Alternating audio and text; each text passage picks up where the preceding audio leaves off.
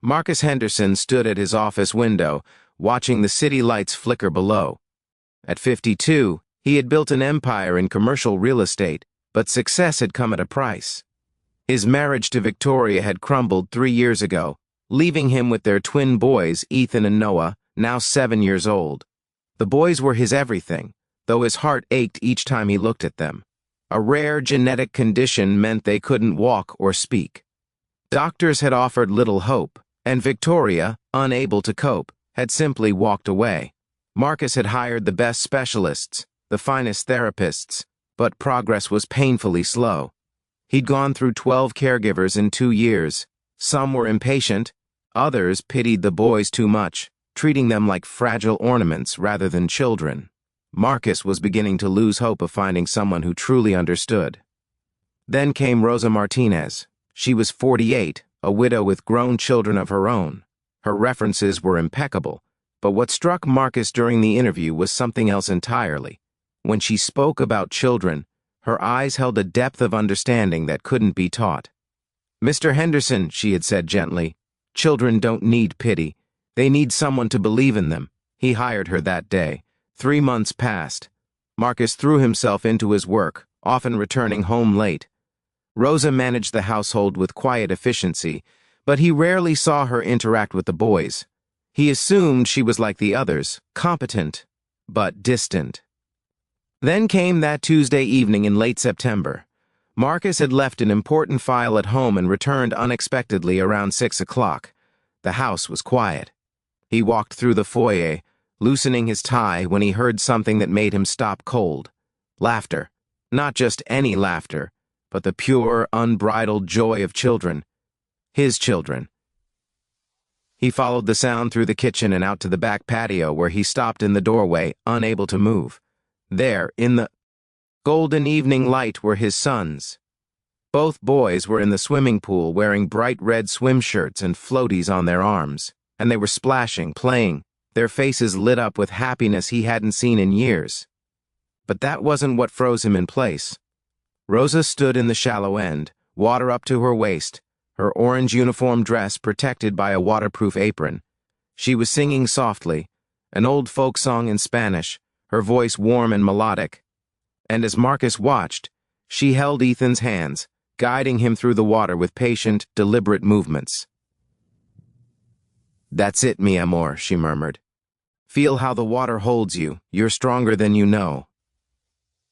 Ethan's face was concentrated, determined. And then, with Rosa's gentle support, he moved his legs in a coordinated motion Marcus had never seen before. He was swimming, actually swimming. Noah waited his turn nearby, making sounds, excited vocalizations that were the closest thing to words Marcus had heard from him in months. Marcus's hand went to his mouth. His eyes burned with tears he hadn't allowed himself to shed in years. Rosa glanced at Noah and smiled. "Your turn, sweetheart. Show your brother what you've been practicing." She moved to Noah, supporting him the same way, and the boy began making those sounds again, louder now, more insistent. Rosa leaned close, listening as if he were speaking clear sentences. "Yes, you're right," she said, nodding seriously. "The water does feel like flying, doesn't it?" Marcus must have made a sound because Rosa looked up and saw him. For a moment she looked worried, as if she'd been caught doing something wrong. But Marcus couldn't speak. He could only stand there, tears streaming down his face. "Mr. Henderson," Rosa began, "I hope you don't mind. I thought, how?" The word came out as a whisper. "How long has this been happening?" Rosa's expression softened. "We started small about 6 weeks ago, just sitting by the pool, getting comfortable with the water. The boys, they love it so much. Water therapy can be wonderful for children with mobility challenges. It gives them freedom they don't have on land." Marcus walked slowly to the pool's edge and knelt down. His sons saw him and their faces lit up even more. Ethan reached out his hand, and Marcus took it, feeling the strength in those small fingers. "Why didn't you tell me?" he asked, his voice breaking. Rosa helped both boys to the pool steps and sat with them, keeping them steady. "Because I wanted you to see it with your own eyes. See them as I do, not as children who can't do things, but as children who can, when given the chance and the right support." Marcus sat down heavily on the patio, not caring about his expensive suit. Noah crawled over to him, using his arms with surprising strength, and Marcus gathered him close. Ethan followed, and suddenly Marcus was holding both his boys, all of them wet, all of them crying happy tears. Well, the boys weren't actually crying. They were making their sounds, their own language of joy, and for the first time Marcus realized he'd been so focused on what they couldn't say that he'd stopped listening to what they were saying. "Tell me everything," he said to Rosa, who stood nearby, giving the family their moment. And she did. Over the next hour, as the sun set and Marcus wrapped his sons in warm towels, Rosa explained. The water therapy was just one part. She'd been doing music therapy too, singing to them, introducing them to rhythm and sound in ways that encouraged vocalization. She'd rearranged their play spaces to encourage movement, always making it feel like play rather than therapy. "Children know when we believe in them," Rosa said quietly, "and when we do, they start believing in themselves." That night, after the boys were asleep, Marcus sat with Rosa in the kitchen. She'd made tea, something she'd never done before, usually keeping a professional distance. "My youngest son, Daniel, had cerebral palsy," she said, staring into her cup. "He passed away 5 years ago, when he was 23, but he taught me more about courage and joy than anyone I've ever known. He couldn't walk either, not without help, but he lived more fully than most people who have every advantage." Marcus understood then.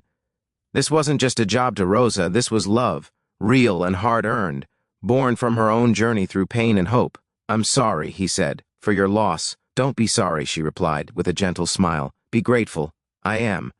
Every day with my Daniel was a gift, and now your boys are gifts to me too.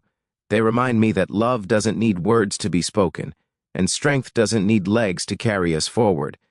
In the months that followed, everything changed. Marcus rearranged his schedule to be home more. He joined the pool sessions, learning from Rosa how to support his sons. He started really watching them, seeing all the ways they communicated, all the progress they made in small, steady increments.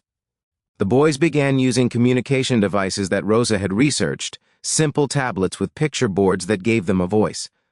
The first time Ethan pressed the buttons to say, "I love you, Dad," Marcus wept openly. They weren't miracles, Rosa reminded him. They were just children being given what all children need: patience, belief, and someone willing to meet them where they are. One evening, almost a year after that pivotal day by the pool, Marcus found Rosa packing up her things. His heart sank. "You're leaving?" She smiled, that same warm smile he'd come to depend on. "It's time, Mr. Henderson. The boys don't need a caregiver anymore. They need their father, and you've become exactly the father they need. But, no buts," she said firmly but kindly. "You've learned everything I could teach you, and I have other families who need help now." Marcus understood. Rosa wasn't just a caregiver. She was a healer, moving from family to family, leaving them whole before moving on to mend others. "I'll never be able to thank you enough," he said. "Then don't thank me," Rosa replied. "Just love those boys the way you've been loving them. That's all the thanks I need." Before she left, she knelt down between Ethan and Noah one last time. They hugged her tightly, making their sounds of affection. She kissed each of their foreheads and whispered something to them that Marcus couldn't hear. As her car pulled away, Marcus felt his sons lean against him on either side. They stood there together, a family, watching until she disappeared. That night, when Marcus tucked the boys into bed, Ethan pressed his tablet. The voice spoke clearly. Rosa said, "We're miracles." Marcus smiled through fresh tears. "You are, buddy. You absolutely are." Noah pressed his own tablet. "You're a miracle too, Dad." And in that moment, Marcus understood what Rosa had been trying to teach him all along. The real miracle wasn't in learning to walk or speak. The real miracle was in learning to see the wholeness in what he'd thought was broken, finding the voice in the silence, and discovering that love, patient, believing, unwavering love, could illuminate paths where he'd only seen dead ends.